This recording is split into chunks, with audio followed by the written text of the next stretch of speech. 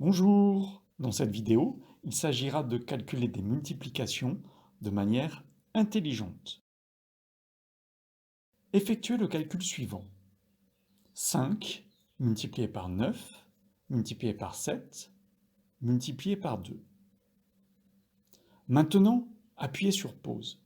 Laissez-vous le temps de réfléchir avant de passer à la correction. Passons maintenant à la correction. Il s'agit donc ici d'effectuer une succession de multiplications.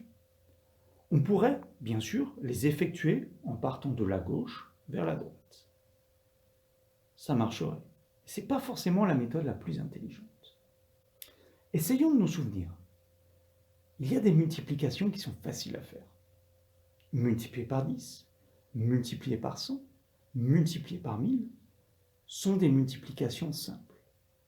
Donc ici, en utilisant une propriété de la multiplication qu'on appelle la commutativité, qui va nous permettre de changer la position des différents facteurs dans mon opération, on va essayer de se ramener à des multiplications par 10, par 100 ou par 1000.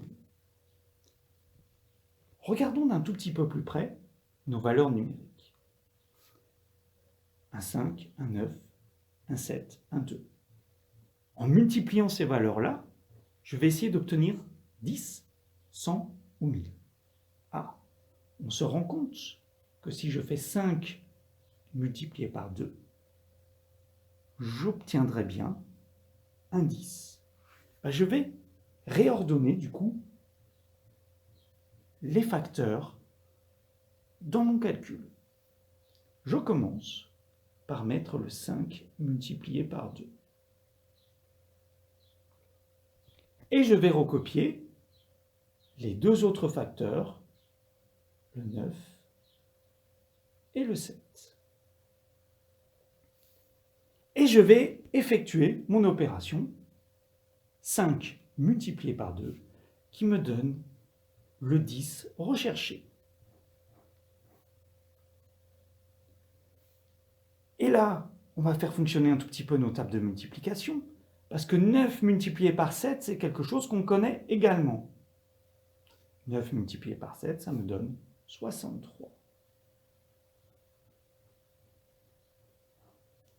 Il me reste à effectuer l'opération 10 multiplié par 63.